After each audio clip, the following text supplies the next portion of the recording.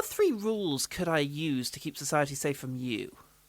10 feet at all times. Absolutely. That's a good rule for anyone, I find. Yeah. I was observing that well before lockdown. Yeah.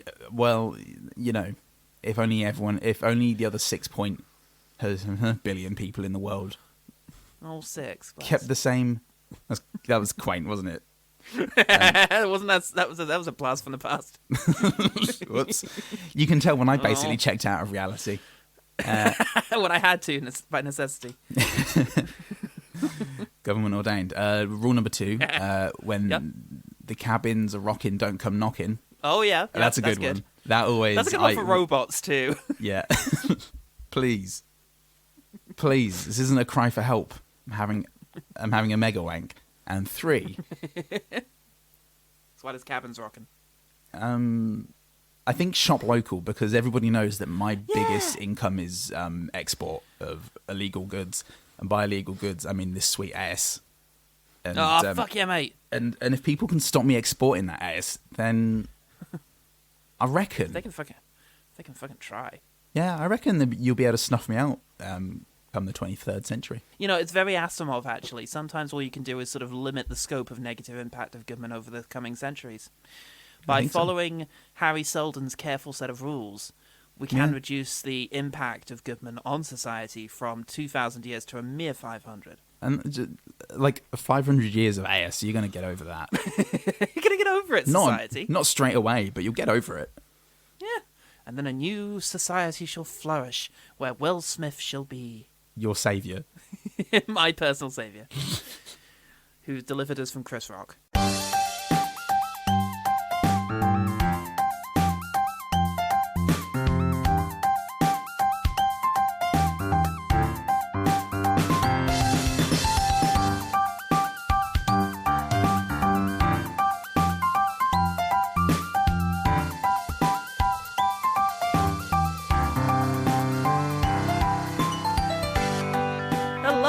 Welcome to One Good Thing, the podcast that's the dumbest dumb person I know. I dropped my microphone in the pudding again. Oh no, the pudding that I eat out of my own hands, which are currently up my butt. That's why I keep them to keep the pudding warm. I'm Paul Salty Olivor. I'm going to walk all up and down your ass. Oh no. Yeah, all up and down it, mate. And then occasionally side to side if the whimsy takes me. Time allowing. We've got to get up there first. We'll see how I feel. This is it, we lost 3 men. Damn it, the chasm. This is it, folks. This is the culmination of Algorithm Month.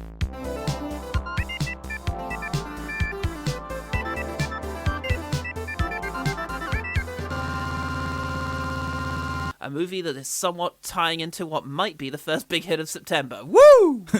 Yes! Yeah, what a crazy month it's been. Pow. A month that saw our listenership grow by an entire 10%. That's right, we've got an 11th listener. It's actually gone up by 9%, but I asked a friend of the podcast, Katie Maiden, if there's any size of crowd that would allow for a 9% increase by only having one extra member join, and she said no, so thanks, maths. Cool, so we're ignoring that. 10%? We're ignoring that. 10%. Fantastic. That's probably also inaccurate. If a group of 10 people has an 11th member join, is that a 10% increase? It is, right? I believe so. Yes. My whatever its percentage is, my mind fucks up and I start thinking of it as a percentage of the new number instead. Oh, yeah. Well, some would probably have that approach, but I call them Tory economists.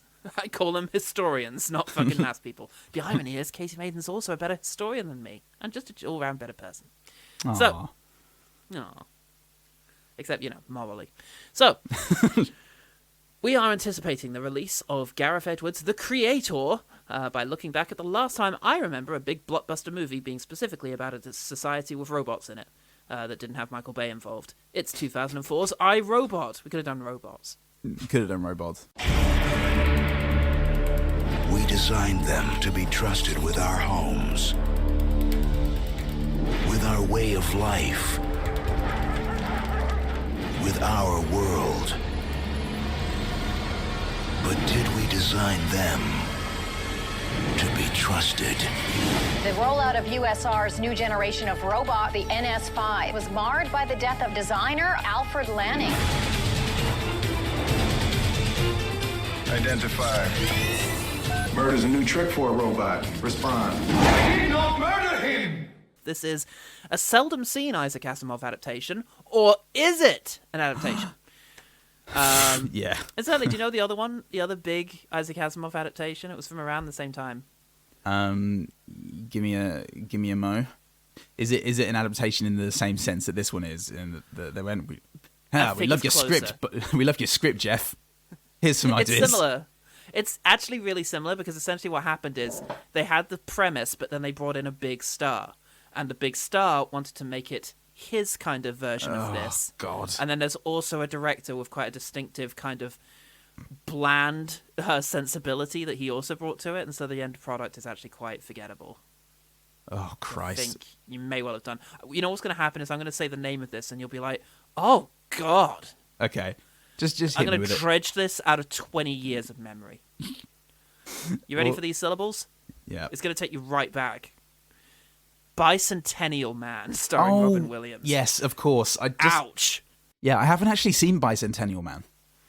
I did when I was a kid and very immediately forgot about it because I was Yeah. massively into Robin Williams in the same way I was massively into Will Smith.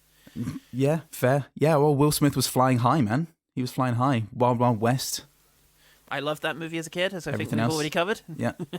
And all the rest. I think his star was maybe waning a bit by the early noughties, but there were other things going on, which we shall get to. Anyway.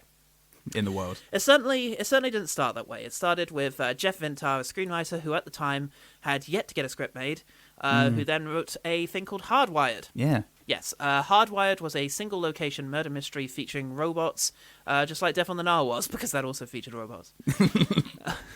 Woke cancelled robots. Both somehow. A scientist dies, so an FBI agent has to interview Sonny, the robot, Vicky, the supercomputer, the dead scientist hologram, and some other people who represent different aspects of artificiality. Disney buy it, and they wanted to put Bryan Singer on it, but he couldn't figure out a way to assault a robot, so he passed on it. Damn it. Damn! I've tried all the solutions. I What can't could have do been? it. I'm going to have to go back to the shadows. Go back to Fleshes. 20th Century Fox get hold of it, and they put Arnie in it because, robot. Arnie was so big right now. He's just about to do Transformers 3. We got to get... No, he's just done it. We got to act on this action. Then, Will Smith tries to take over the role. Arnie drops out, and they offer it to Denzel first. Ouch. Yeah. We want a black guy, but... Can we just be a bit racist for a bit? We want this guy. He seems significantly cooler. You've opened the door to this role not being played by the only guy who can play a robot. But, Denzel. Yeah. I mean, if you've got to get anyone, you can get Denzel. You should get Denzel. Yeah, I think that's generally speaking true. Think of how he would have improved Wild Wild West. So... Fuck me. That would have been something. That would have been fucking something. They keep bringing Vintar back to rewrite the movie and eventually decide to ask him to make it an Isaac Asimov movie. Yeah. They keep bringing him back. They keep giving him crisps and treats and that in hope that he'll stay Luring for him long back enough. to the fucking office. Yeah. They want to tap into that sweet Bicentennial Man box office. So, yeah, they get him to change the female lead's name to Susan Calman, one of the sort of messianic figures from the original books. They changed the name of the robot factory, but then also changed the name to another name after that, which sounds more modern than Asimov's name. Murder! And Exclamation mark. And they put in a bunch of references to the three laws. And that's all of the changes they made. Yeah. Because iRobot's actually a collection of short stories. It's what they call a fix-up, I think, or something like that. It's where they take a bunch of stuff that's been published for other reasons. Yeah. Like in magazines and journals, and put them into like a single thing and put a framing narrative to make it seem like it's a single story.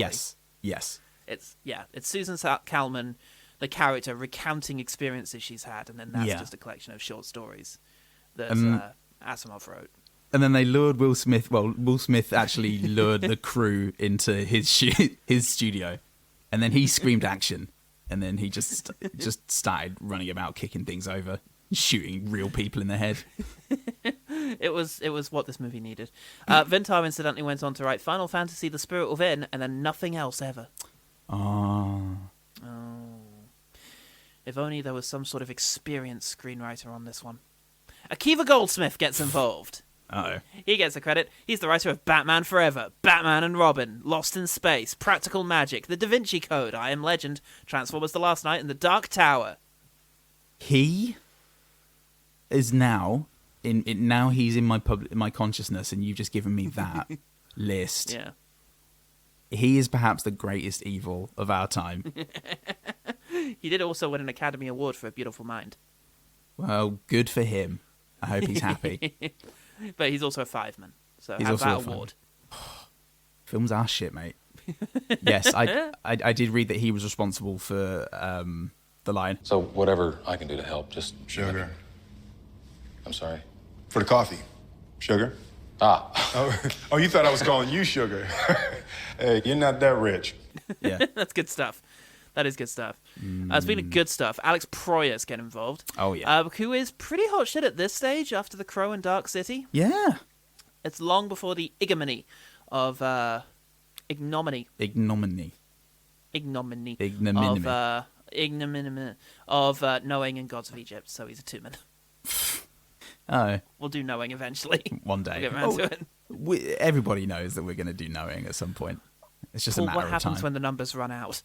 Is the question that we need to be asking ourselves. It's Knowing. Oh no. Oh god. Knowing. Proyas described the experience as unpleasant, saying that the studio Shit. kept messing with it. Yes. Shit, he said. Shithouse. Yeah. He says that the studio kept messing with it. Not like the pure visions that were Knowing and Gods of Egypt, where the critics got it wrong, not him. Yeah. On this occasion, it was a studio, and I can go. Yeah, probably. I'm willing to believe that Alex Proyas of Dark City and The Crow. Speaking of critics, they were allergic to bullshit. Uh-oh. Michael Atkinson at The Village Voice said, rather than a thoughtful adaptation of a venerated piece of sci-fi lit, we get a dumbed-down litany of deliberate cliches and digital white noise. I like deliberate cliches. Like, Yeah. what's missing? Can we put a few more fucking cliches into this scene? Guys, Hang on a get me minute. the continuity girl. You're telling me that somebody in a movie before this has said I'm too old for this shit? I don't believe you. I came up with that. That's something my dad used to say. His granddad used to say it when he was a 90-year-old trapeze artist. And it's such a singular experience that, of course, he's the only person that could have said that. When he was a 90-year-old manure salesman, he used to say that, and God bless him, he wasn't wrong. Tell you what, they weren't all like that, mate. They're not all like that, these critics. Kim Newman, beloved Kim Newman, writing for Empire, said, there are awkward plot patches, and you'll have to tolerate Will Smith at full strength, as well as some bludgeoning product placement. But this summer, Picture has a brain as well as muscles. Ah.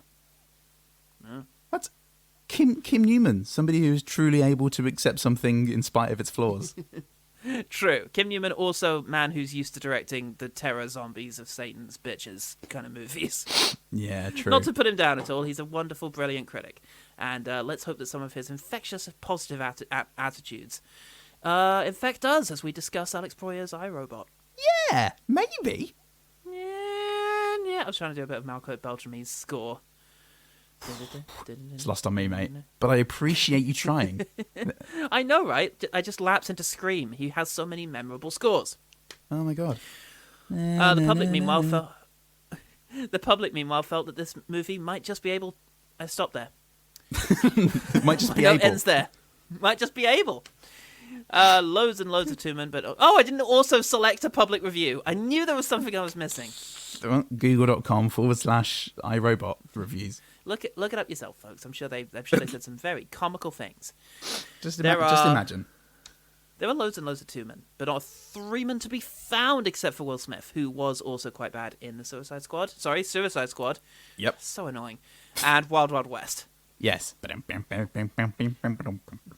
You do not want to see my hand where my hip be at. That was one. That's where I keep my penis. That was an intro I was going to give you. I was going to ask if you could improvise a Wild Wild West style rap for iRobot. Fuck me. Good morning, Paul. Have you had your coffee? You're going to fucking need it. You're going to need it, you cuck? You little rap Let's cuck? just figure the main verse. The first one. iRobot. Trying to get a melody going. But that's a good point. Let's Google the Spotify Stevie Wonder tracks. Yeah. Oh God. So Paul, you canna. Damn.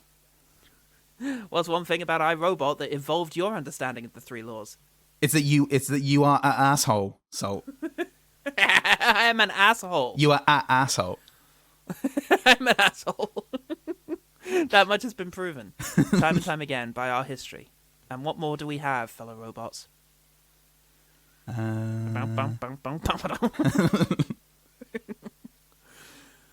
even. I'm just stuck on trying to think of a robot analog for Wiki Wild Wild, Wiki Wild Wild West. A Robbie Robro. Bro. That's right. Robot. What if a sad dog does it? Spooner. Dale I Spooner. was trying to think of some sort of recursive thing, but it involved like, you know what? Will Smith makes this look easy. He makes it look easy with his writing team and studio backing. Various professionals. Yeah. He does. But you know what? Those guys are fucking heroes because we haven't been able to improvise it in the last 3 minutes, and therefore I think it's an incredibly difficult thing to do. Okay, let's try though. Spooner. Dale Spooner. Island Marooner. Loves his Converse, And but his dialogue can be a little terse. If you're a robot, it's going to be a no-bot. Yeah. Because This is Dale all good. Spooner's on the case. Have So I there's told going to you? be a chase. Check my face.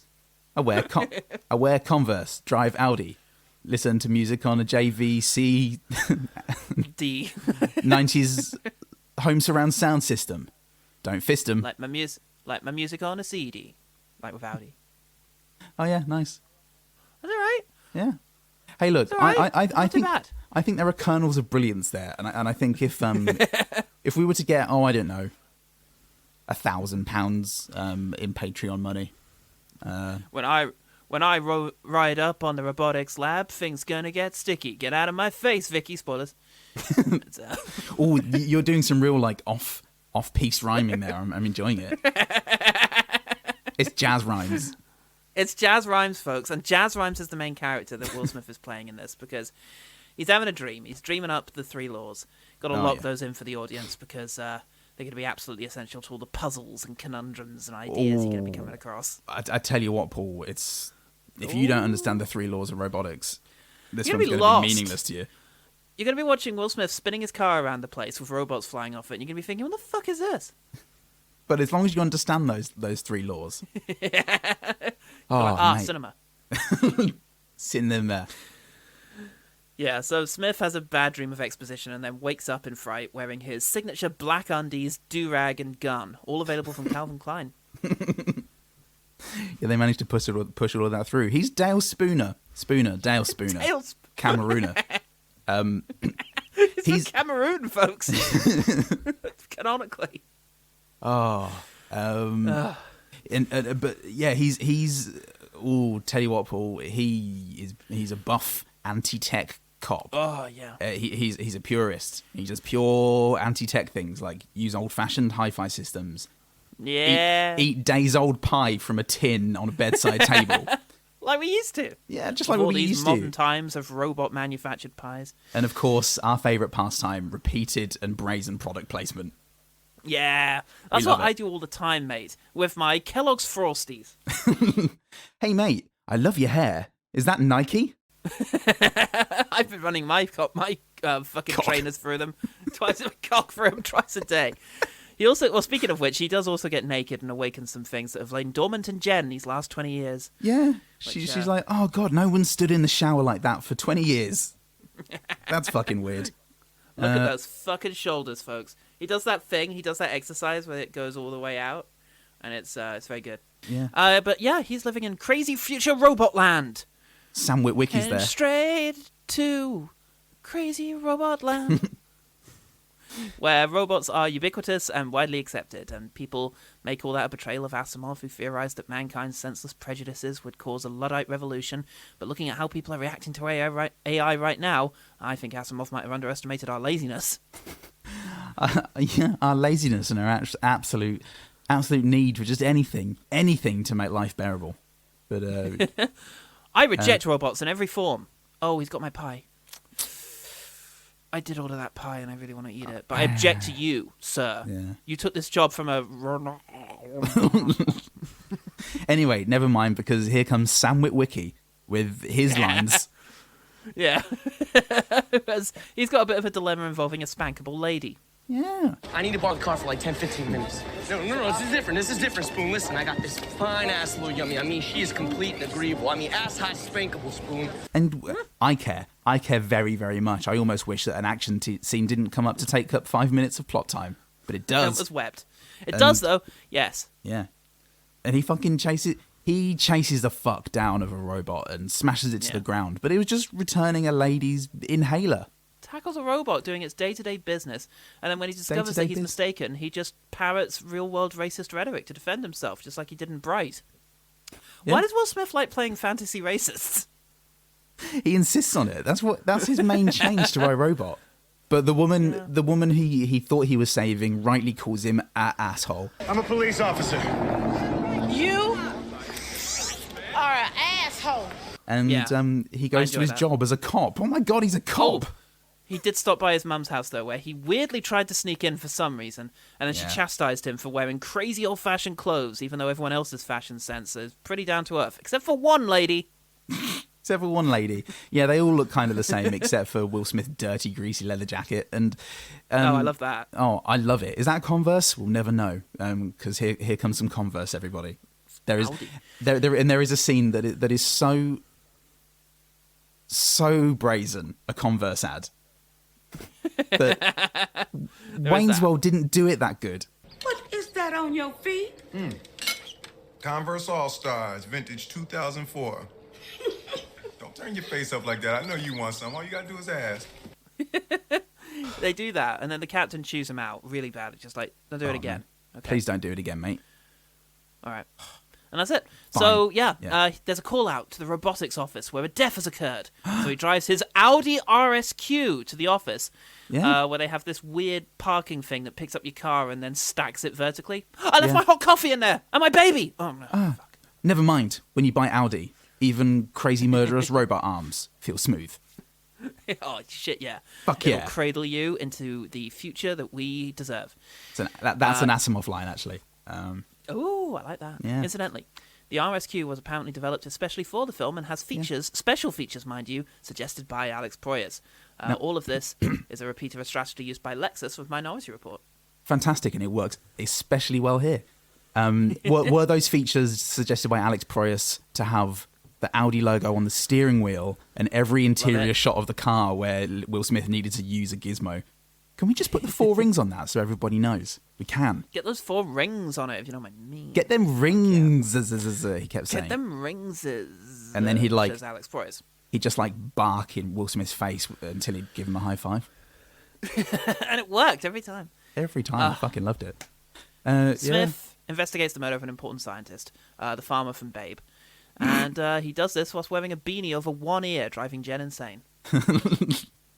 And me, but in a wholly different way. Oh, yeah. Oh, I love this film! So, yeah. I want to bite it off. And so begins the crazy Rube Goldberg machine of this scientist's weird, insane plans to have Will Smith save the world. Yay! And, he goes to meet evil rich man. Oh, yes. Yes, we see the sci-fi office a bit and sort of see more of the crazy innovations that await us in the future. Like the coffee pots will have the spouts stem from the bottom instead of the top. Whoa! What the fuck? That's probably a thing somewhere anyway. But the future... Sure is. Future's took it for itself.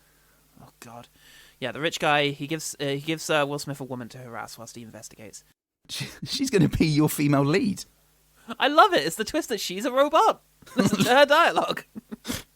I reviewed Dr. Lanning's psych profile. Alfred had become a recluse.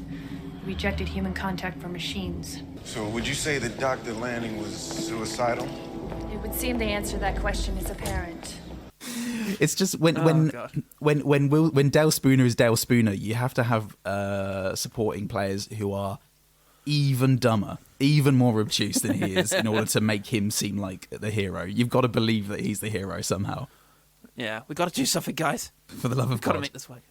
This is Vicky, the virtual interactive kinetic intelligence. Kinetic? Vicky, who killed Babe's dad? Don't know, mate. That doesn't get us anywhere. Yeah. Let's go poke around his office, I guess. Yeah, fuck it. Hey, I'm just going to say right now, this is a robot that did this. What? It's not going to be a robot, mate. I don't know what kind of crazy anti-tech purism life you lead with your pie tins and your Converse, but it's never going to be a robot, mate. Three laws of robotics. It's really important that you know the 3 laws of robotics. Yeah, robots literally can't break them. That's actually a key part of the drama of all of this. Anyway, oh, what's this on the floor? Hansel and Gretel. What could this mean? Someone here was a nerd. Someone here can fucking read. Idiot. I don't trust glad him. He killed himself. Yeah. So, oh, hang on a minute. It looks like someone threw him through the window. Oh, this is a locked room mystery that we shall never get to the bottom. Oh, there's the killer. Oh. Hey. That's not a killer. Yeah, well, he does some good slow-mo, but you don't need to worry because, you know, he knows, obviously, as a robot, a highly intelligent robot, that no one's going to suspect him because of everybody's belief in the first protocol that he has no reason to doubt. So, just be a robot in the office. He was working on me before he killed himself. I saw the whole thing. Yeah. You know, oh, he's taken a gun and held it against a human's head, thereby proving he doesn't have the first law, or at least is capable of ignoring it. Yeah. Well, that'll be the end of doubt for the rest of the movie then. Yeah. In Dale Spooner, who already had that doubt.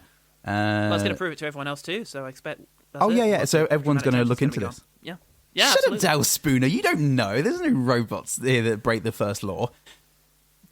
Oh wait, there might. Look, I know I've been a bit crazy with my whole, like, I just wish that all robots were dead, and I'm kind of, I keep trying to kill them, and I won't go on about it, and I'm a bit of an insufferable asshole, but honestly, you all saw this robot do this, right?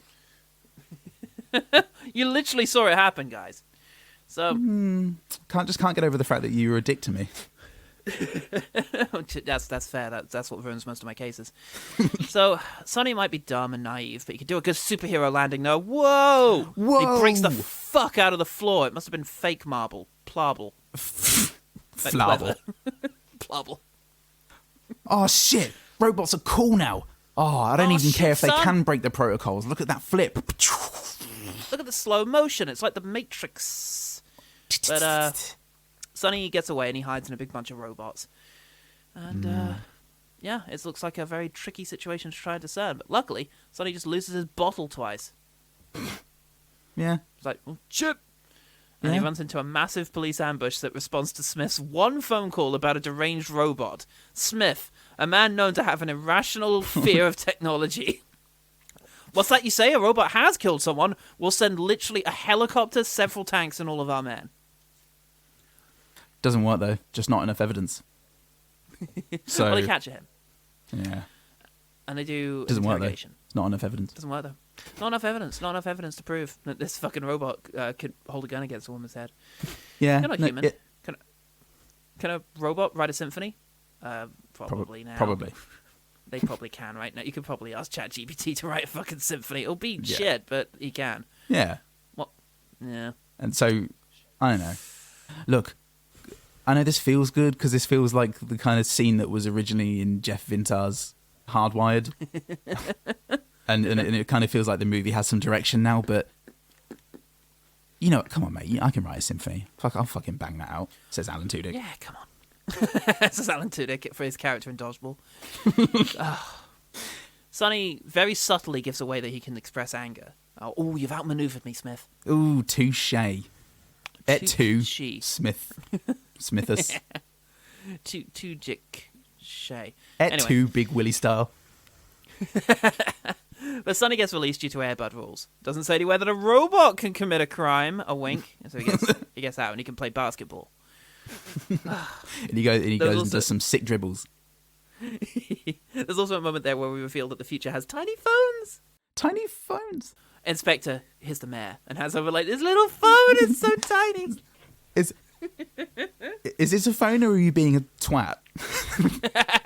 This isn't the mayor. You fucking idiot. Speak to my Throw mayor. it to and the he ground. Gets his cock out. And Will Smith's What I like, call it. I don't fuck with those tiny phones. I've got Bluetooth, motherfucker. I've got a rotary phone, you bitch. Oh yeah, it's right. He's nostalgic for 2004. I've got a Bluetooth headset that takes me 20 minutes to set up. And I wear it in cool motorbike riding scenes. It's very good. Mate, it's been a long time since there's been any action. Really? Oh, damn. Well, we probably should. Wait. Bored and Let's just angry. check. Can we just check the runtime? Only 43 minutes in, you say? Well, Let's get out of here. Let's go to Professor Babe's house, Yeah. which has been scheduled for demolition. Why? It looks really valuable and old. Oh, fuck it. They Yeah, scheduled fine. it for set it for deconstruction. Is this really the best method of deconstruction we have here in 2035? A big robot just fucking punches it? robot annihilation. If you can tell me a safer and more cost-effective way of demolishing a house than robot annihilation, mate, I'd love to hear it. We just let Hackney Dave out inside of it. Within a few hours, it's fucking rubble. That's what we call this robot. It's Hackney Dave. Hackney Dave. Fuck.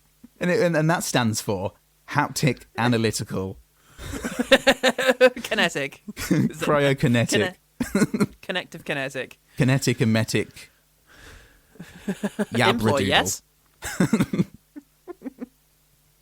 And Dave, we just called him Dave after that. We just called him Dave because we thought it was cute. Funny. Yeah. Having nearly died in the deconstruction. The deconstruction? The Implosion. Demolition. That's the fucking Yeah. word I'm after. He literally deconstructs the house with concepts and incisive thinking. And the robot's done some more flips. There's a couple more flips involved, and then he goes to interrupt Dr. Scientist at her home, where she's watching some TV with her personal robot. It's all fine. You don't need to ask about that situation. It's all good. Yeah, please don't. But as soon as somebody goes, wait, let me get this straight. You're saying you went to a house that was being demolished and a big robot turned up and punched you and the house to smithereens. Yeah. I just don't believe it, mate. I mean, that sounds exactly what should have happened, except that you were there. Yeah. And they've changed it so it says 8 p.m. instead of 8 a.m. And it's like, oh, fuck. I would not have the wherewithal to defend myself against that accusation. Yeah. And they're like, so these robots, could you hear them when they talk to you? There are robots. There are robots in this world, mate. 3 laws, Paul. 3 laws. Look. Robots of the mind. She says some very long words to Will Smith, but he's too cool to know the smart stuff. Yeah. And you should be too, kids. Stay out of school. That's how they get you. That's how they get you and make you a slave. So keep buying Audi though and Converse and And JVC hi-fi surround systems. I think I actually have one of those. Surround sound systems. Surround systems are different. Oh yeah. That's a hug. Surrounding systems. I've got very advanced surround systems, mate. Come in for a surround system. At this stage, the word breadcrumb gets mentioned, and it occurs to Will Smith that he might want to go look for things. Eat some bread. Like enhance, eat some bread, motherfuckers. But before he could do anything, because he has no leads and nowhere to go, there's another action scene. Look at him spin! Wow, kids. See, robots are cool. They're made by nerds, but they can be cool. And yeah, God, Will Smith is just sick of all of this. It's tech He's this, apoplectic. Hansel and Gretel that. What's wrong with just eating a pie out of a tin? What's wrong with tin pie? You absolute git. So he Bitch. yells at some people. Yeah. And he gets kicked off the force for being a loose cannon. Yeah. In the nicest possible way. Yeah, mate, I'm so sorry about this. I'm gonna need really your worried badge. Here's a replacement badge. It just says you're on holiday. It just says, please be nice to this man.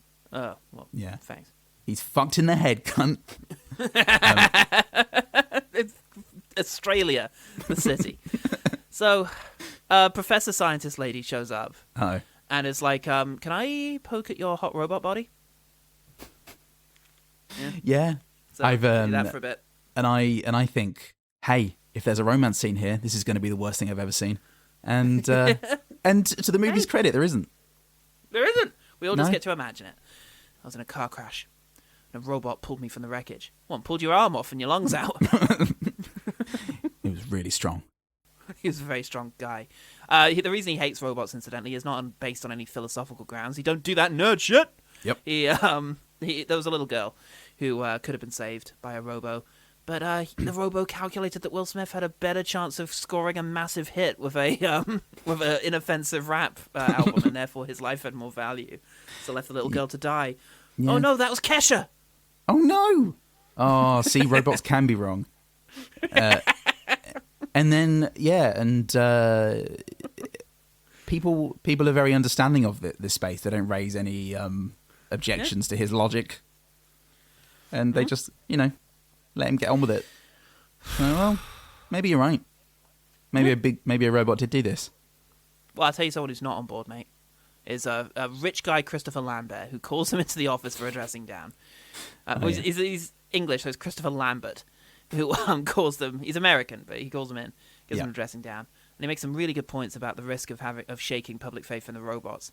How's Will Smith going to respond to this argument? I'm sorry, I'm allergic to bullshit. Oh, that's him told. Come back from that, motherfucker. Will Smith says he has a tiny dick and he's a nerd and he's going to punch him after class, and everyone goes, I want to believe him, I just feel like this is the guy to go with. He's who we need. He's kind of aggressive. He can become on a bit strong, but the other guy's a fucking nerd. You notice that, ladies and gentlemen? Let's see what Will Smith has to say about things. So, yeah, he remembers breadcrumbs again, and so follows some janky old cumbots in a shipping container. Well, whilst Professor Scientist gets ready to destroy a clearly conscious robot. More on that later. It's ostensibly sunny, but it's actually not, guys. But it is still a robot that reacts in pain when she does it. Yeah, and asks her questions and stuff. Oh no, that was Sunny. That was Sunny. Yeah, I realised as I said it, but you don't know that. The robot probably said, "Oh, it's a bit hot in here. Can you turn the thermostat down?" And she was like, "Yes," by which I mean your life. Yeah. Look, I saw Will Smith. Alan Tudyk must live. Your brother, Balan Tudyk, has to go. Well, the thing is, she saw hot, peccarific Will Smith full on execute a robot or two earlier. It's pretty good. After commanding them to obey him, like a war criminal.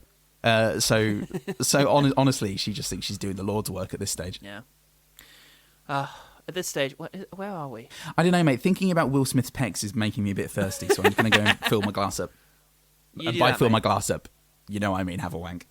I know you always mean that. Just became very aware of the fact that Nell's in the room trying to work and... just yelling about cumbots. Yeah, yeah, but she's got her headphones on, so she knows. Yeah, somebody says at this stage the three laws shall lead to only one logical outcome, that they stop following them. Really? If you say so. Seems like there's more interesting places to go, but okay, fine. So, yes, the fancy bots show up to murder all the cumbots, and Smith gets caught in another bloody action scenario. Oh, thank God, because you know what? I was in danger of having a thought. And the non-bad robots detect that there's a human in danger, and they're not shy about saying so. Danger, Will Robinson. Oh, Jesus. Now, I somewhere around this point, I realise how much time is left in the movie. and my brain just died. My brain has a heat death, similar to the eventual entropy of the universe. Let's end this. So Smith, he gets away and he finds a big old machine gun. Let's just fucking end this movie, guys. I want to move on. I've got I Am Legend to ruin next. So he finds a big old machine gun. He's vindicated now. Humans were right to fear technological process. Yay! Right. Yeah. Thanks, Asimov, for this wonderful message you've brought us. Robot fight in the streets. All the robots have gone crazy and they're attacking. And there's a hairy moment where a girl gets a hold of a gun, but it's all right. Don't worry. Phew. The man correctly takes it off her. Thank God. And Sam Witwicky agrees that she's hot. She is hot. She just shouldn't have a gun. She's hot Will as Smith shit. should have a gun because he can accurately fire a gun whilst flying through the air to his death. He can fly through the air in slow motion and move his head in real time to scope out new threats. It's like a D&D moment of combat. He can just say whatever he wants within the time it takes for shoot an arrow in it for it to land. Alex Perez is quite the generous GM. You really fudged some rolls there, Will Smith. But I'm going to allow it because you intimidate me a bit. This big action scene is after Will It's Smith. brought to you by Converse. Yeah, and Audi won't murder you, but definitely will murder all of your enemies. Get them. And Get Robert 'em all. Downey Jr. Weird, Him too. but true. Yeah. Is this all before or after Will Smith grossly misunderstands what a wink means? Yeah, that's what I thought, because, well, Sonny's alive, surprise. Yeah. She didn't kill Sonny. How's your investigation going? Oh, it's so cute to refer to this as an investigation. What have you found out, fucking Will Smith? What have you learned using your Hansel and Gretel? Hansel and Gretel, motherfucker. What does that mean? Couldn't destroy him. He was too. Unique. Just didn't feel right. You and your feelings, they just run you, don't they? That's the stupidest fucking... There's not enough time. There's not enough time to unpack why that's the dumbest thing that Will Smith's character could say to her character at this stage. But fine, she's a hysterical woman. Yeah, And bloody I'll tell you woman. who's another hysterical woman. It's bloody Vicky, the AI. She George Bushed America. Like George Bush could only dream. And So yes, at this stage, Sonny takes Dr. Scientist hostage and says he'd rather not kill her than winks. Which, as a kid, I really thought was just him being a dick. wow, Sonny, you deserve everything that's coming to you, mate. I'd rather not shoot her in the fucking head. Wink. Wink. Well, they established earlier. Fuck He you. asks Will Smith what the wink gesture means, and Yeah. Will Smith says it's trust. He doesn't That's- answer. He says it's Oh, he trust does. between people. It's a human thing. Right. You wouldn't get it. I'm an asshole, and then he winks which I'm part of the liberal elite, Paul, and I often and I can't help but overthink situations and see pacifism as a potential route. And when I saw that wink, I thought, oh, he's going to lead them out safely. No time for that, motherfucker. Will Smith's here to properly understand the wink. He opens fire, kills all the robots in 7 seconds. Yeah. And that's it. They're safe again. 7 seconds away. Blow your brains out. Dan. That's what Nene Dan. Sherry was really saying. Dan. Anyway, they fight a lot of robots and they inject the goo into the computer and it dies. Yeah. Cue the clever one-liner, though. My logic is undeniable. You have so got to die. Oh. Fuck me. It's that was- almost as good as yippee-ki-yay, mother, and then firing the gun so you don't so Yeah. he doesn't say fuck. Oh, I love that. I love so that the- PG-13 stuff. The kids could enjoy the diehards as well. Oh, God, it's finally. That line's actually the only line that made it all the way from Asimov. That was the original title of the iRobot collection. Well, that's what Philip K. Dick would have called it. Anyway, But then the line wouldn't have been in the story. It would have had nothing to do with anything. thank God. Oh, they fight. Yeah, we've already done that. Sonny saves Dr. Scientist because she can fall much slower than normal people. Fucking Yeah. nerd. She can't even fall quickly. Bloody women and their buoyant thoughts keeping them afloat in the sky. Buoyant thoughts about boys. Aw. The robots, they're all fine now, but everyone correctly hates them. And all progress. Thanks, Asimov. Yeah. Thanks, Asimov, for teaching us this valuable lesson. Put the robots in storage containers on a ship. It looks Sonny- like I was right to distrust robots, but I got the wrong one. No, you got the right one. He did kill the professor after all. Yeah. Shame that. Anyway. Yeah, he asked Well, them to, let him though. go. Airbud rules. Yeah, all right. Okay, well, everyone's happy then. Yeah. Okay. And Smith winks at Sonny and he blushes, it looks like, and I He didn't. blushes and then he takes his dick out and starts jerking his robot dick. Well- And Will Smith's like, yeah, I love robots now. Well, the rest of that joke was a little more soft on my end, but yeah, Sorry. that happened. So we're talking about the same thing. The delay clearly isn't too bad today because I'm managing to cut you off with my own jokes. Yeah. So Good-o. anyway, find your way in the world, Sonny, and off he goes to do that. Yeah, Fuck me. by having the robots not being in boxes, but away from Yeah. everyone else, like segregated You- by an old bridge. Ah. That's nice. Do So- androids dream of the wiki wawa? If they do, at least they can do it in some sort of location that's far away from the rest of us. I think I don't have a problem with robots or other, anything that's other to me, as long as they're just in a different place to me. The Yeah. end of iRobot. Here comes the guy who doesn't like robots. Wiki wow wow. Face. Wiki wiki wow wow prejudices. Wiki was £7. So, what did you think of iRobot 2004, directed by Alex Proyas and starring Will Smith? Oh, I had so many problems with 2004's iRobot starring Will Smith, directed by Alex Proyas. Oh no! Based on the thoughts of Isaac Asimov, the private thoughts he didn't write out. Yeah. Suggested by a book of Isaac Asimov. Yeah. I have a lot of problems with this, Paul. I mean, to start off with, the film itself, I really hated Will Smith's character. Is for me a deeply unlikable, brash, alpha male shithead who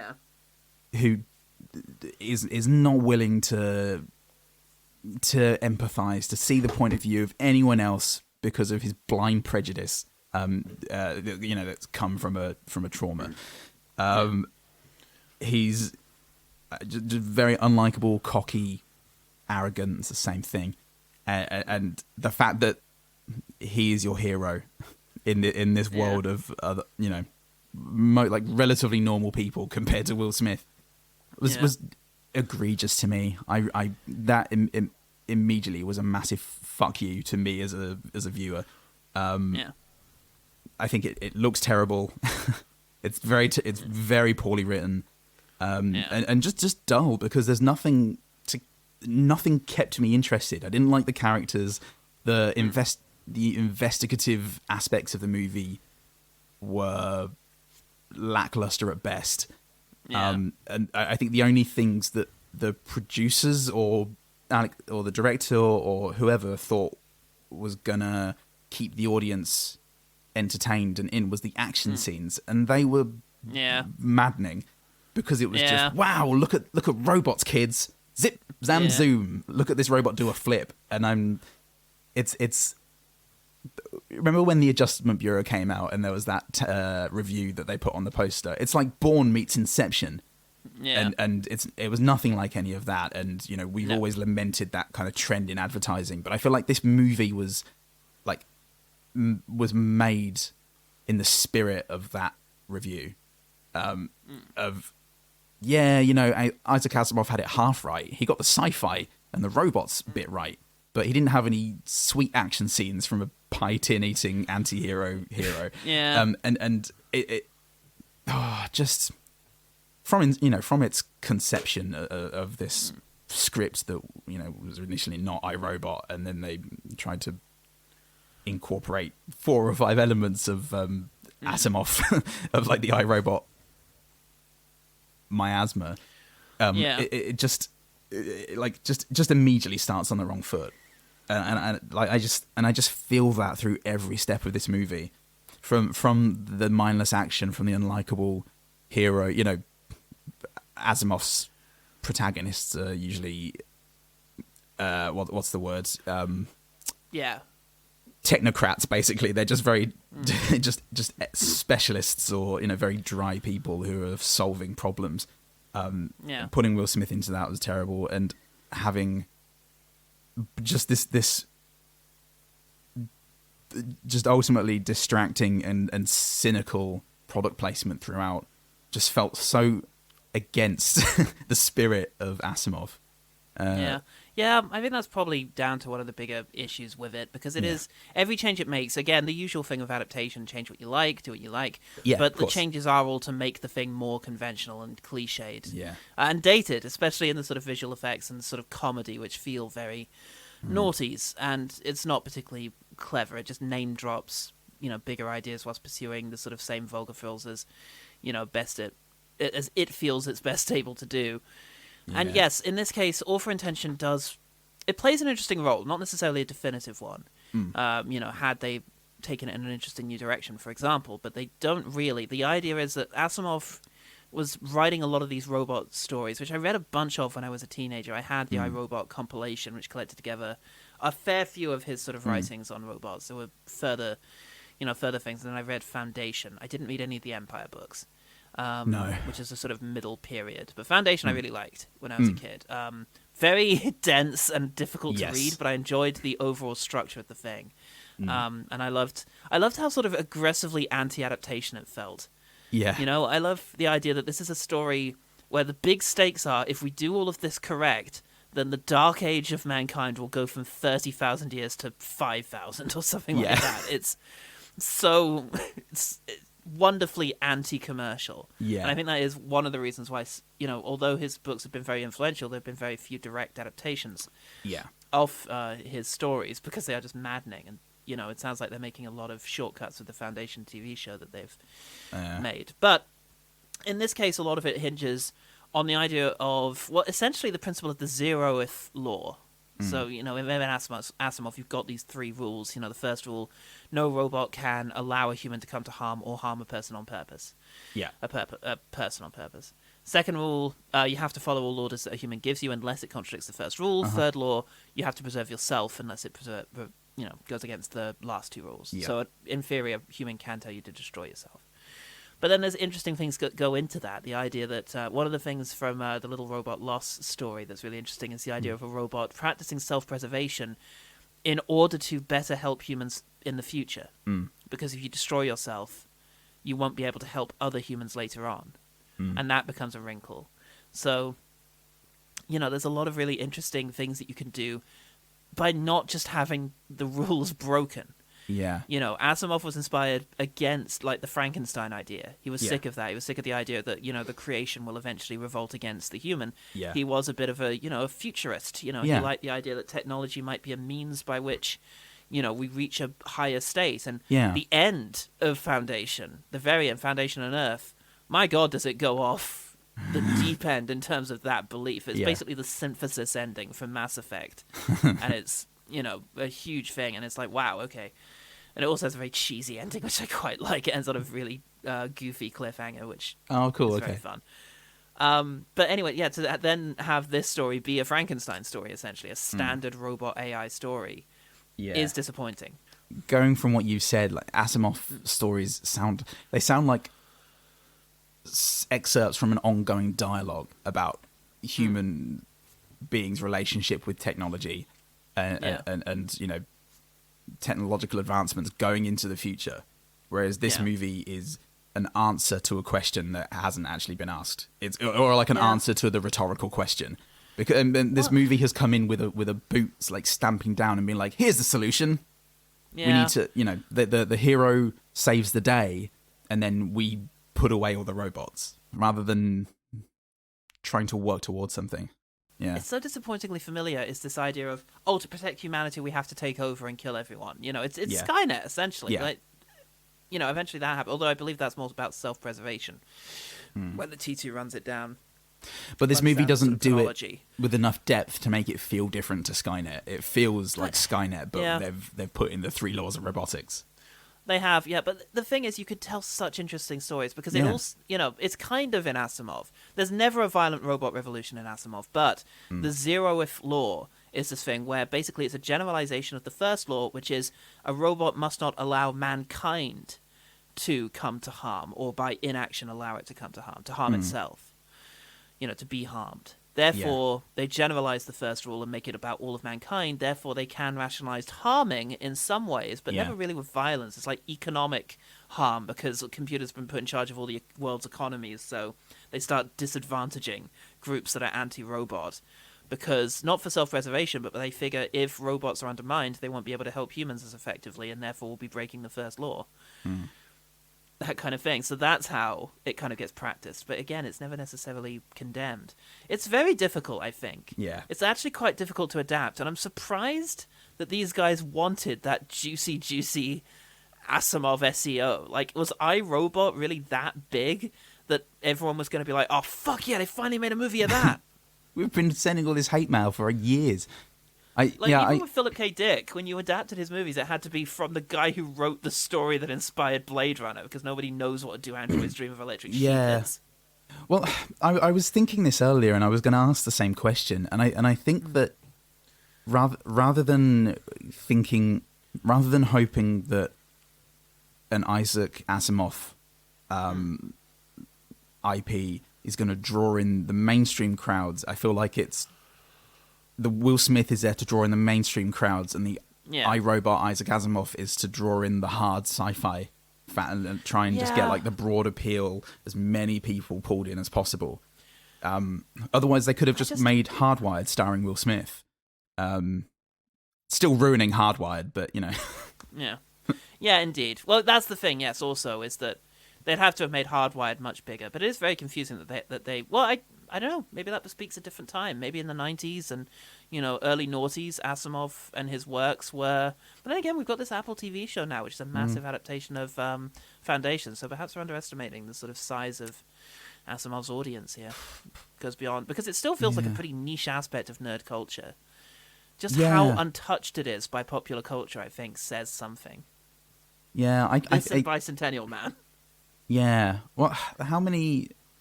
Obviously, Blade Runner. How many dicks are there? There's Paycheck. There's Paycheck, which is around the same time as this, and it has the same sort of vibe. Was the island anything, or was that no, nothing? I think so. I think it was nothing. I preferred. I think it was do you know what? Michael Bay dream. Yeah, I preferred the island to this. I've got to say, and that's saying something. Well, I'll tell you another one. Next. Next is fucking Philip K. Dick, Total Recall. Oh yeah, of Minority course. Report, of course. Oh yeah, Minority Report. Well, there we go. Yeah, Philip K. Dick is fully in the public consciousness, but people didn't necessarily want to go for more Philip K. Dick, and they were like, "Who's the other high concept?" Guys, there's a studio next door working on Next, and we've had a look at some dailies, and we're not sure. Ironically, we can't tell how this is going to go down, so we're gonna Isaac Asimov. He's the same sort of guy as Philip K. Dick, right? Yes, sir. Okay, cool. Let's do an Asimov. Oh God! Bring Jeff in. Anyway, give him his crisps. In any case, it's a bizarre intention, but the author stuff can be to some extent removed, and you can just look at the thing on its own terms. And when you do so, it does inspire a little nostalgia for me for the sort of standalone dystopian sci-fi films of my youth that were never sequelized, like AI, Minority Report, Equilibrium, Aeon Flux. Like that's half of those movies are good, but it bespeaks an environment. The ones directed by Steven Spielberg are good. It bespeaks an environment where standalone sci-fi movies with big name stars in it still had a shot. And it's. I mean, obviously they weren't the majority. You still get things like Pirates of the Caribbean, and they were chasing down any fantasy novel series they could adapt to capitalize on Harry Potter and Lord of the Rings. So originality is not something that's disappeared from the fucking film industry. It's always been full of hacks. But 100%. Are you saying that Equilibrium isn't a good film, Paul? It's an alright film. But I do love Equilibrium. That's fair. Equilibrium has good action in it and an emotional core to it. That's it. That's really all you need. It's a very effective kind of action movie, and this movie is not an effective action movie because you've got this crappy post-Matrix action. With the bad CGI, the digital camera work with really unmotivated weird angles.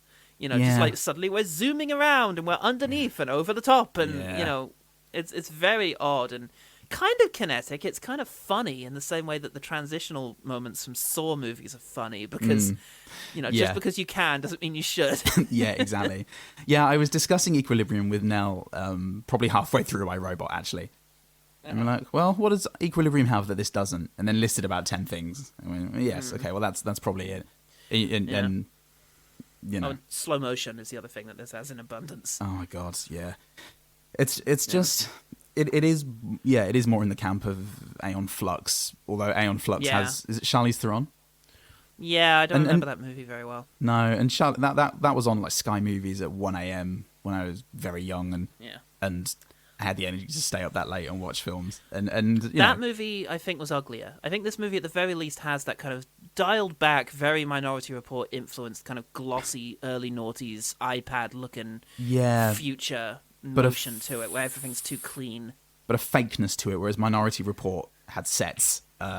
This was just this was more like the prequels for me in terms of oh God, they didn't no, more like not like the prequels. It was more it was closer to the prequels than Minority Report for me in terms of how smooth and intangible everything felt. Yeah, I don't think there are any completely CGI sets in this apart from like the tunnel sequence and such. But no, there was some very dodgy and ropey work. Oy. It's it's a movie where you can kind of frustratingly see potential in it. Yeah, you can see where they could have made it better, but it's not. Beyond nostalgia, There's not a hell of a lot going on for it, and it's not a decent Will Smith vehicle or Asimov vehicle. No, well, it's really. nostalgia and cynicism, which is always a heady mix. Yeah, And it gets you films like iRobot. it does. But let us talk about the quick things. What do we call this? Quick fires. Quick There fire. You go. I was half there. Quick fire. I suspect I have more than you, so I should probably go first. Yep, go on then. I do like the effect of Dr. Lanning, Babe, Pig in the City. Yep. The effect of the hologram when he's talking to him, and you can tell there's something up, and then we pan around him and see that he's flat, and the audio does an interesting effect as we pan around him. I'm sorry. My responses are limited. You must ask the right questions. Implying that the audio of this hologram is somehow like monodirectional. Okay. And by going around him, we've now gone out of the range of the speakers. It was a good aesthetic moment, I think, and it sounded good, so I like that. Nice. Look, it is really worth going back over how pleasing to me the line "You are a asshole" is. Yeah, it's very well delivered. How difficult it is to say a asshole compared to an asshole. It's probably the closest that we as a people have come to poetry this century. This century, certainly. There's a little throwaway Will Smith bit that I liked, because it's Will Smith's always better when it's understated, and this was very small. Yeah. It was he comes out, I get Men in Black, he's so understated in that. But he the part when he's being thrown around by tentacle monsters, like just little looks and things all the way through that movie. Fucking True. love Men in Black. It's a Anyway. 50-50 mix for me.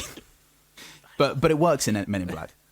But he comes through, and he's talking to Vicky, and Vicky's like, I have decreased traffic fatalities by 9% this year alone. Ooh, thanks. Show me like he moves off of it really quickly. Okay. And I enjoyed that. I enjoyed the sort of dismissiveness of his disregard of her success rate in reducing traffic fatalities. Nice. Well, the next point kind of comes from a similar place to me. When he's talking to Bruce Greenwood, the evil scientist, the evil businessman, he clarified when the evil businessman is talking about the Dr. Babe's death. Dr. Babe's suicide, and Will Smith corrects him, death. And the businessman goes, suicide is a type of death, detective. And the shit-eating grin and nodding as Will Smith sips his coffee is one of very few, like, confrontationally, socially smart moments for Dale Spooner. Yeah. Like, he knows what he's doing. He's poking at this sensitive spot in a suspect that he's sort of informally interrogating. And it's also just very, very funny and Will Smith charming.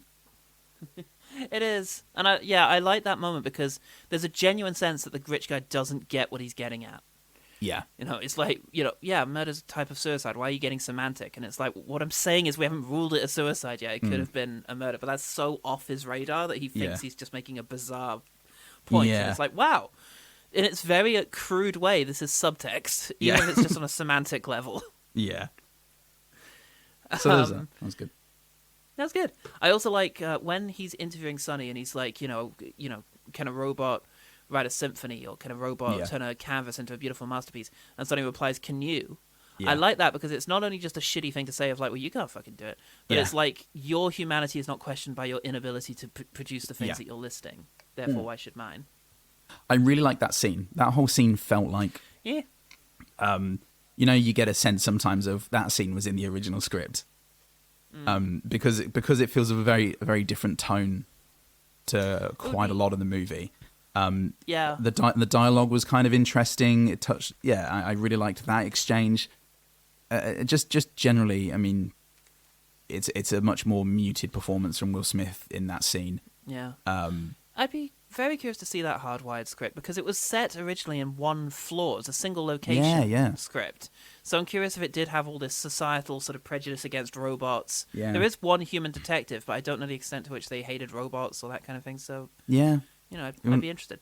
Yeah, the fact that it's the interrogation scene that you're always in danger of being like, oh, well, the original script was probably perfect. It was probably just going to be the best thing ever. But the fact that it's an interrogation scene and the original movie was, it's what's the word? Procedural.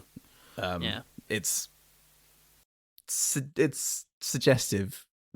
And it makes a pretty good case for that being part of the original script. It was a really good scene. I really liked it. It was.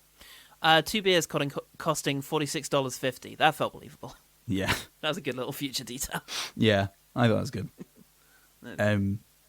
When Will Smith is being a chauvinist in the elevator, that's my good thing, everyone. No, Susan Calvin pauses and goes, I'm sorry, were you being funny? Feels like a line inserted by Jeff Vintar in Secret just before the movie went to shooting, just to make people like me feel less insane. Yeah. And I appreciated that. That was a pretty cat. Oh, yeah. Beautiful green eyes, lovely big stature. It was a lovely cat. Good stuff. And there's moments, I think, when when he gives the cat to his grandmother, and I can't remember, I think the cat pulls a really amusing expression whilst it's being petted on the grandma's lap. Yeah, that rings a bell. I can't remember what the expression was, if it was just sort of, yes. It was just cat. It was just cat. It was just a lovely cat face. Yeah. Oh, speaking of cats, sorry, it leads into the next one where he shows up all battered and brutal, and he says, "Do you like cats?" And she's like, "Are you saying a cats did this to you?" That called me off guard, and I enjoyed it. You're so facile. I liked the wink, the animation of the wink on Sonny, and Alan Tudyk kind of brings Sonny to life and makes that questioning of the wink, and then makes the then animation of the wink. Yeah. Way more effective, and it was a nice sort of visual. What's the word? Visual cue, I guess, that was set up really well as well. Yeah, it was good.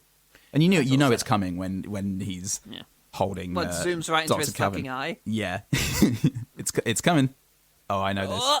I know this. Quick, I'm going to pause it and write this down so that when the movie ends, I can show everyone how clever I am.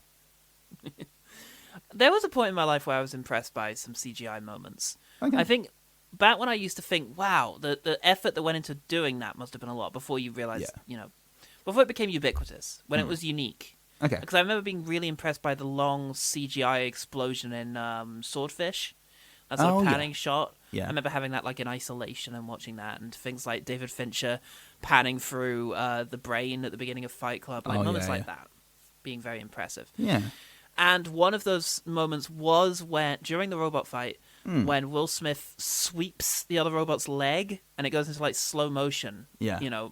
And I remember that being impressive. And there were a couple of other moments I remember being impressed by, of sort of robots like disintegrating, having been shot, and the sort of particle physics coming off of them and such. So, there's still a little bit of crunch there, which differentiates it from, say, Suicide Squad, when they're shooting at those awful CGI, zombies. Yeah.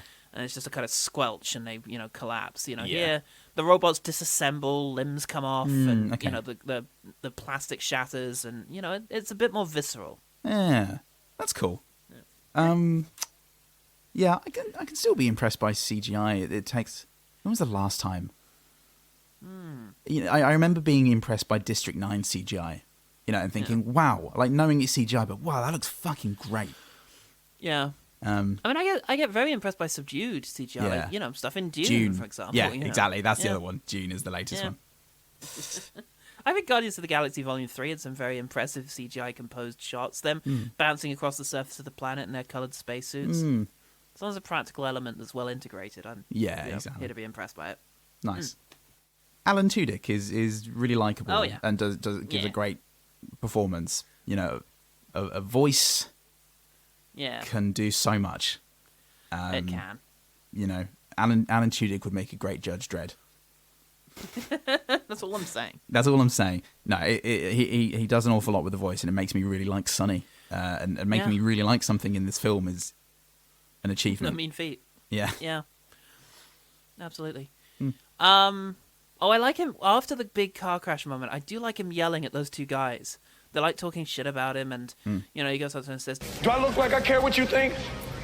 Do I look like I give a shit what you think?" Like it caught me off guard. I remember in the cinema being like, "Oh wow, he So really got angry confrontational. there." Yeah. It's so confrontational. It gives a good impression of him unraveling. Yeah, that is good.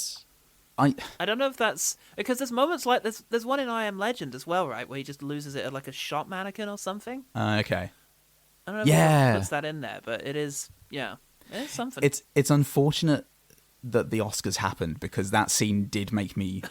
Did bring that to mind, and there's now a real world equivalent of that. Of is a shame, and that is uncomfortable watching. That is unfortunate, but still, I agree. It's kind of surprising and confronting in the actual movie. Yeah. I really liked the timing and delivery of spitting out the coffee and the line, "Sorry, I'm allergic to bullshit." Perfect comedic timing. Oh, he sneezed. It's the sneeze, right? There's a Oh, I thought. Oh, yeah. Okay. I thought it was because he'd just taken a sip. I assumed he'd done a classic spit, classic comedy spit. A classic allergic reaction spit. CKS. But yeah. But anyway, sneeze. Yeah. The timing and delivery of it is inch perfect. Yeah. It's inch perfect, mate. Inch perfect. Speaking of inch perfect, I do enjoy the quick drawing when he draws his dream. The sort of effect of it, of like him just squibbling and like the lines appearing like a printer. Yeah. I enjoy that idea and that sort of concept. And the art style of the ink drawing was suitably like imaginative for a robot kind of thing. It felt like fake art before AI showed us that actually what all art was going to look like was just really blurry and with extra bits. Yeah. Wow, the future. The future. Well, my final one, Paul. I teased this yesterday during our recording of Quest Fantastic. Yeah. The IMDb trivia piece that I found. That. Oh yeah. Is.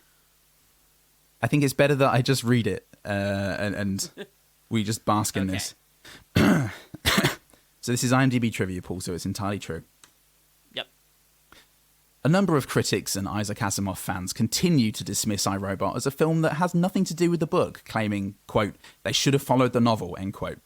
Many do not seem to realise that the book is not a novel at all, but a series of loosely connected little logic puzzles.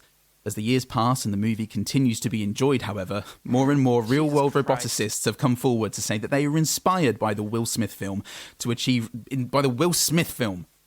real advancements in robotics, and others have written papers on how the movie actually does hold true to Asimov's concepts and perceptively explores the nature of the three laws. Will Smith, 28 years old. Citation needed. Yeah. Just what a fucking piece of as a piece of trivia. Yeah, if any evidence fucking were needed wild. that you should never check IMDb trivia for the unaccounted wasteland that it fucking is of just absolute nonsense. Nothing you read on there can be in any way trusted. Except for Taylor Lautner and what's-her-face met on set. Although you can't even... No proof. There's no proof they met on set. You show me when they met on set. Absolute bollocks. Just what a fucking wild, wiki wild, wild west cowboy version of the world this is. What an absolute nonsense IMDb is and always has been. I'm moving to Letterboxd. Now. To muddy the waters there. When Dr. Calvin is about to kill Sonny and is sort of talking him through the process of what's going to happen as they sort of inject his brain with the Metabots, that was good, and he had a sort of tragic Blur-esque quality to him as he's sort of like... Oh, I thought it was fucking great. I couldn't place it. And I quite like the pacing of that execution scene too, set against Smith finding all the abandoned robots with Babe Farmer's narration sort of saying, why is it that when some robots are left in darkness, they will seek out the light? Why is it that when robots are stored in an empty space, they will group together rather than stand alone? Robots of a again, feather. it's not quite though. Asimov's point was never robots will eventually become human. They were always very different. It's just interesting to chart how they will change in their own ways. But yeah. Humans will become robots, is basically what he's doing. Yeah. I mean, look at us. Oh, Jesus. Hopeless, mate. Okay, yes, another Will Smith line I quite liked is when he's looking up... they reach a staircase and Sonny looks up and says there are... 2,880 steps, Detective. Do me a favor. Keep that kind of shit to yourself. Yeah, that was pretty good. I like that was a Han Solo kind of line. Yeah. Oh, well, Sonny throws a robot through the security field, and it sort of immediately and instantly eats away at as much of him as touched the security field. So there's like a security field gap where, he got thrown through, like a bifurcation kind of thing. Nice. That's quite like like some Resident Evil shit. Speaking of the bizarre, the moments when the camera was most obnoxious was when it was completely untethered from its surrounding. So it's not surprising that the one action shot that actually got me was the moment when it was very definitely tethered. They mounted the camera onto a walkway and then swung it like back and forth whilst Calvin was on it, and she kind of lost her footing and fell off it. Okay. The mounted camera was very good. I enjoyed that. They didn't draw a huge amount of attention to the fact that in asking him to save Dr. Calvin, they were undoing and repeating, the thing from his past of save the girl, kind of thing. Aside from using they could have had a flashback. They could have just shown a shot of the girl or something, and it's like, I'm glad they didn't do that. Still not great metrics comparing Dr. Susan Calvin to a fucking drowning little girl, but fine. Yeah. It still demonstrates that he can, yeah. I don't know what he can disobey the Zerorith law, I guess. Yeah. What else have we got? Smith's hand, after it's taken damage, he slides down the length of, I don't know, some weird light thing. Yeah. And later on in the office, he's looking at his hand, and it's got these horrible deep gashes in it, exposing the robot bits underneath. That looked practical and quite good. Yeah, that's true, actually. That did look pretty good. Yeah. I liked all the scarring on his body. Yeah. Like the operation scars and whatnot. Yeah, they were weird. They were kind of like scar-shaped coming away from the... They look sci-fi-ish. Yeah. Finally. Very cyberpunk. One thing I'll say, which actually does interact with your trivia thing in a somewhat positive way, is that this was the first time I heard the three laws. And it did inspire me to go and read some Asimov. So, that's something. And the three laws themselves are just really fun to think about. Like, to the extent to which does that completely perfectly protect mankind, and what are the implications? What of a living, intelligent being trying to follow these three rules? How does it react? And a lot of the best Asimov stories play with those three rules and sort of have you set up little puzzles, like you say, logic puzzles, to try and think your way around how those rules work and how you can, explore those rules with a robot and where they lead. Yeah. See, my dad raised me on them laws, mate. Oh, yeah. This is where it is. Day ought. Day naughties. Yeah. And here we are. Yeah, and I think that's pretty special. And one quick thing, I can't remember what. I don't know what any of this is. Bye, everyone. Let's check in with the OG team, why not? Nice. Now, full disclosure, I forgot to ask the OG team earlier in the week, so it's been a bit of an emergency ask. Okay. Let's see if anyone rose to the challenge. Okay. Okay. We have had a good amount of interaction from the OG team. Ugh. Considering the late notice of this call. Fuck yeah, mate. That's algorithm week. That's algorithm week paying off. So next week, when we go back to reviewing shit you've never heard of, actually next week kind of plays into algorithm week as well. It does, actually. A little bit, depending on, when the actor strike allows Scorsese to release his next movie. That's right, everyone. We're reviewing Joker. At last. Luke Ciancio over on Patreon says, "Hey Luke, I still get this confused with I Am Legend. I'd be more helpful, but I haven't seen this one. Hope you're doing well. I am doing well exactly because we have amazing patrons like you, Luke." Yeah, that's the most helpful thing you could have done, actually, just checking in with us. I really appreciate that, actually. It's nice to have a little reflective break. Yes, it is. I Am Legend is a very different energy to this movie. This movie is much more poppy and fun. I Am Legend, for at least the first two acts, I remember effectively being quite dark. Yeah, I remember semi being into I Am Legend, and then finding the third act very, very annoying. Of course. But meanwhile, yeah. On Facebook, we have Jennifer Soames. Jenny. I had to look up the cast because I could not remember much about the movie. I like Alan Tudyk as a robot. In general, it tends to work out. I agree. Yeah. Generally a safe choice. Also, I have nostalgia for the era where Shia LaBeouf could be cast in a little buddy role, like in Constantine. Shia LaBeouf's in Constantine. I do not remember that. That's amazing. Yeah, now is Shia LaBeouf in Constantine? I can't remember. Maybe. Yeah, he probably is. It probably is. It seems like the sort of thing he'd do. Yeah, the little bitch. Little bitch. Please make that clear that that's Shia LaBeouf, not Nell. Yeah. Little bitch, Shia LaBeouf. Please, yeah.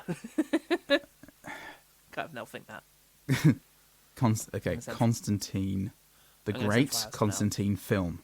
Constantine the Great, please. Shia LaBeouf as Chaz Kramer, Wow. Constantine's driver, of course. Yes, I remember now. He's the driver. Nell darted into frame at that moment of realization. Aha! Yes! Yes! Thank you, Jenny Sauce, for blowing our fucking minds. Thank you, Jenny. Jenny! Amazing. Can I get a Jenny from you? Jenny. Thank you.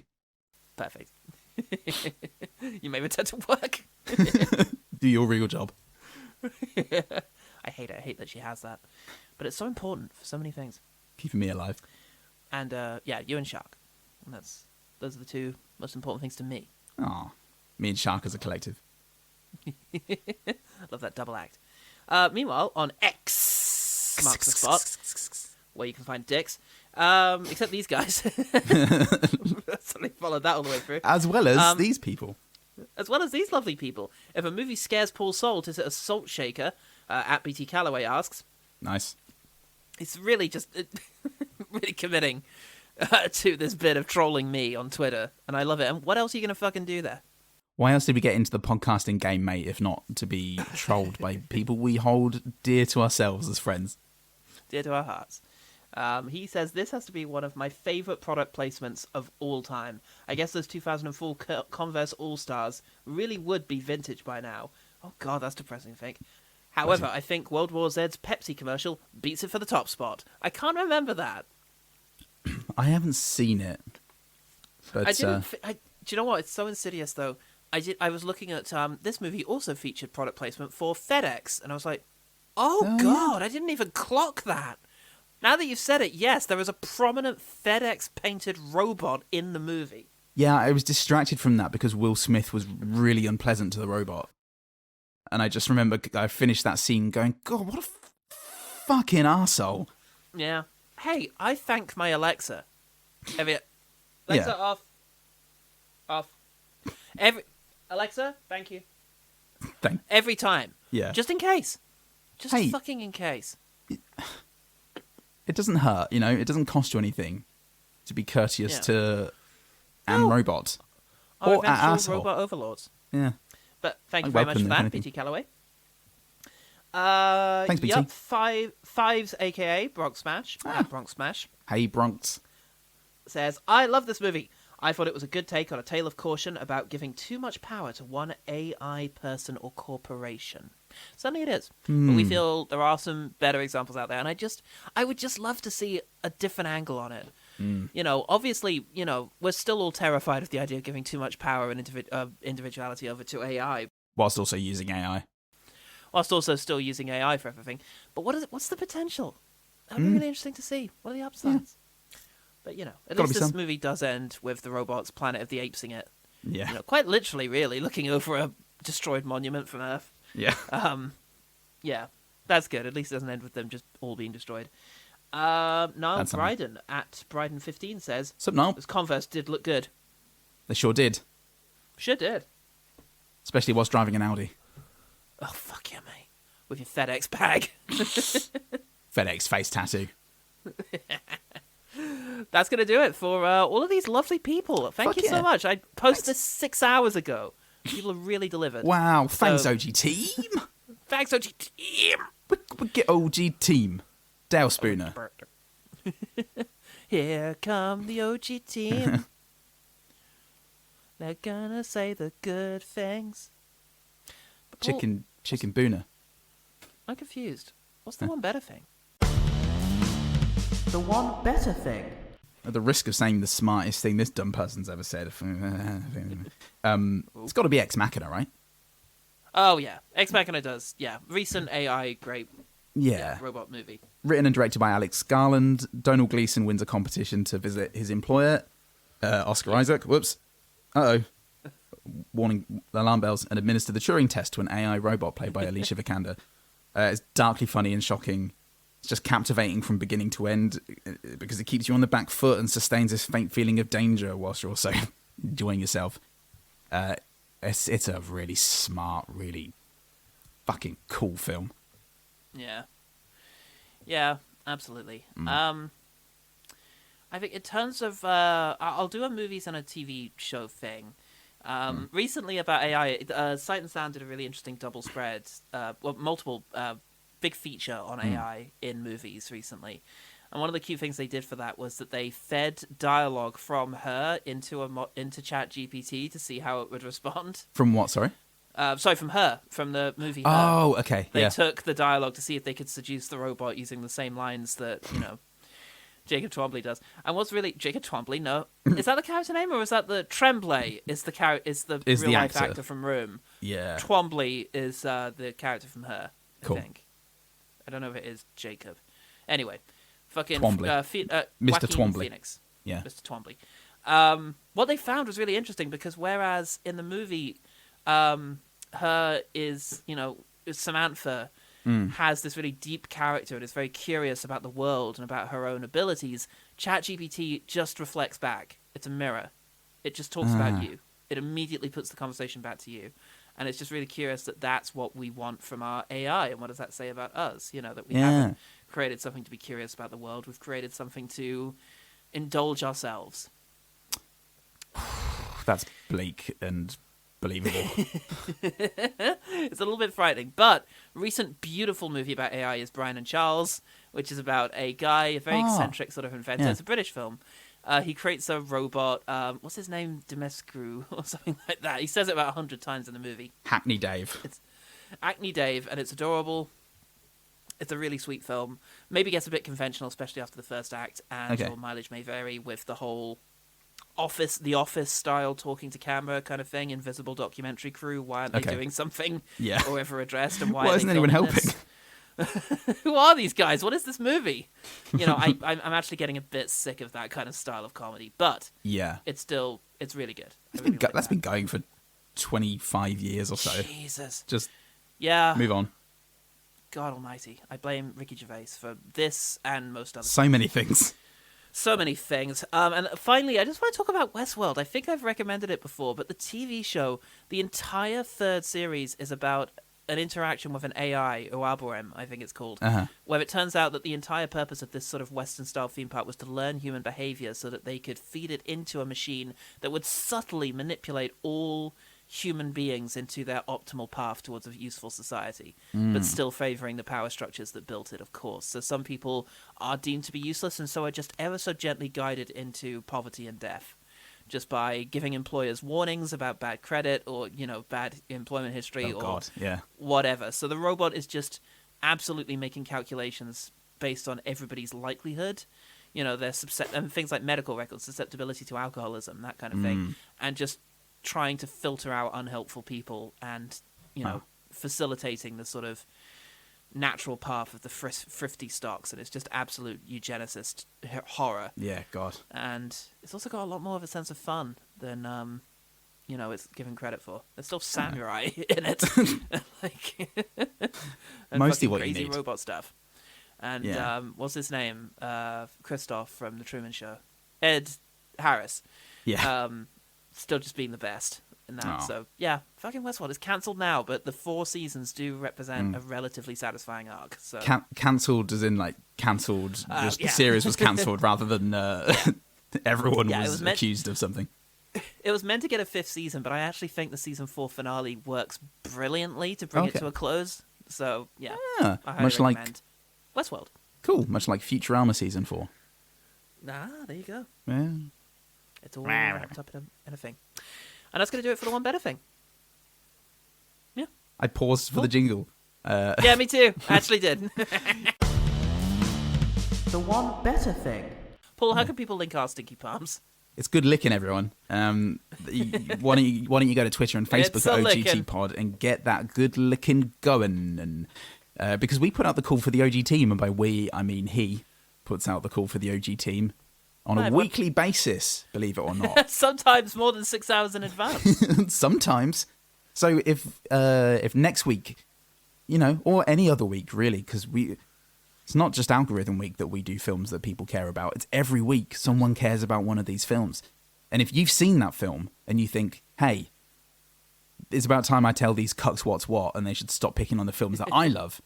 Or if you just think, I can tell you a good thing about that film, I can't wait to listen to the episode, you wonderful men. Then, that'd be nice. Yeah, just leave a comment. Tell us the good things about these movies, because we are, amidst all the complaining, we do still like trying to find the positives in these things. Sometimes you're just unable to, but we still find some. Because we love you. Always do. Yeah, and this is our service to you. We owe you this. Yeah, we're doing it for you, not for ourselves, which is the healthiest way, the healthiest reason for doing anything. But if it's not enough to have that sort of weird, like, sense of a symbiotic relationship that is actually entirely dependent from us to you, kind of like a parasite, why not shift the balance even further in your favour by becoming a patron over at patreon.com/OGTpod, or for as little as £1 a month, £1, which gets you nothing in this world. Nothing. Except nothing for hundreds and hundreds and thousands of hours of content from the two Pauls, hello, and all of our wonderful guests over the years. You can get hundreds and thousands of hours of content from the two Pauls, hello, and all of our wonderful guests over the years. Yeah, and hundreds of thousands content. What's your favourite one? I like pink. I like number 7. And remember, the one good thing about, what was this? iRobot. Oh, yeah.